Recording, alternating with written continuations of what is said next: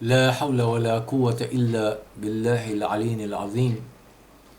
أعوذ بالله السميع العليم من الشيطان اللعين الرجيم. بسم الله الرحمن الرحيم.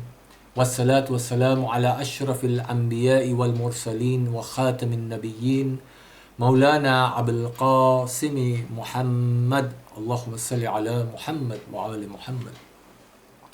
We continue our 8th session on the dua of the Holy Month of Rajab, and the verse is the 7th verse of the dua that we recite, in which we say Bismillahir Rahmanir Rahim. Wasrif'anni bimas'alati Iyyaka jami'a sharr al-dunya wa sharr al-Akherah. O Allah subhanahu wa ta'ala, and divert, avert, move away, wasrif'anni, from me, by my asking you, bimas'alati Iyyaka jami'a sharr al-dunya wa sharr al-Akherah. Divert, avert, move away from me by my asking you. This is what I'm asking from you. This is what I beseech from you. The sharr of dunya, jami'a, all the sharr of dunya, wa sharr al-Akherah. First of all, there's a difference between the sharr of dunya and akhirah. In dunya, sharr comes in many forms. We need to define what sharr is. Sharr is the absence of khair.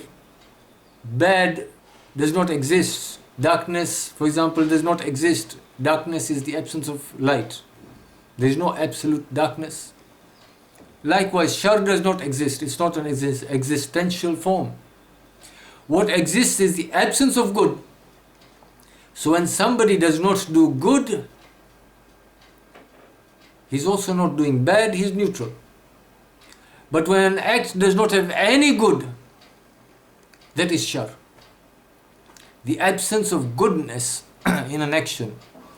I may be smiling when I'm giving somebody a helping hand, but in my heart there's no goodness towards this person. I'm just waiting to pull the person and then push them off a bigger precipice. I'm waiting to bring the person out of the small musibah and put them in a bigger problem.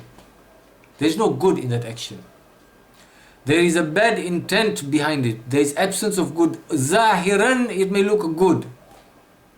Music, zahiran, looks very appealing. Alcohol, astaghfirullah, to a lot of people, zahiran looks appealing. Drugs, zahiran, look very appealing. Going to places where na mahram and mahram mix, zahiran looks appealing. Many a times our youth are dragged into these things. What is the harm? I'm keeping myself away, but not realizing the effects on the soul. There is absence of good in these places. The intent behind such places was never for the benefit of the soul. There is sharr in these places. So absence of good is sharr. So we are saying, oh Allah, keep me away from the absence of good. All the absence of good. Now, why jami'a? We keep on repeating in one of the 4 quls, oh Allah, your sharr, keep me away from the sharr of waswasil khannas. الذي يوسوس في صدور الناس من الجنة والناس. Keep me away from this sharr of the waswas. Of khannas. Khannas is who? Shaitan mal'oon. Keep me safe from his sharr. From the sharr of his waswas. The way he misguides me by whispering. Shaitan in essence does not make me sin. The sinner is I. Shaitan just does waswas. He whispers to me. He throws ideas at one.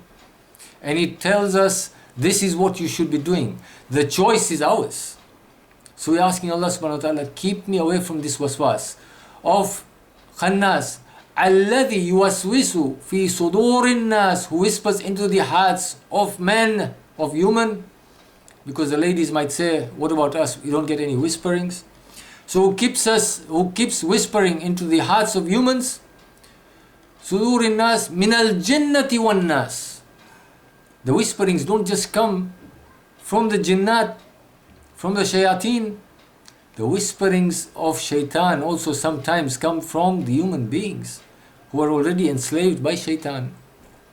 So the asking of keep me away from the sharr in jami'a, from this world, because the sharr is coming from all directions in this world.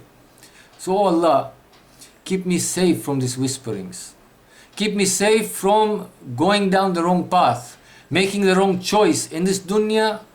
Wa sharr al-Akherah. What is the sharr of Akherah? Straight away, the first thought that comes to mind, sharr al-Akherah is Jahannam. No. Jahannam is not the sharr of Akherah. Read Dua Qumail. Every Thursday, read Dua Qumail and reflect upon it. What does the Holy Imam say in the words of Nabi Khizr? Imam Ali says, "Oh Allah, even if you were to put me in the fire of hell, perhaps I would bear the pain of the fire of hell. What I cannot bear is the separation between you and I, Ya Allah." The sharr of Akherah is not Jahannam. The sharr of Akherah is not deprivation of the loftiest places in Jannah or even Jannah itself. The greatest sharr of Akherah would be the fact that you reach the plains of Akherah and Allah subhanahu wa ta'ala turns away from you, does not recognize you.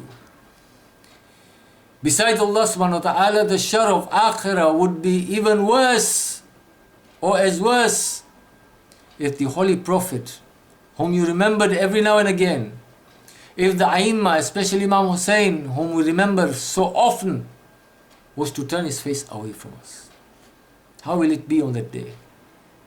There's a beautiful riwayah in all the books of hadith.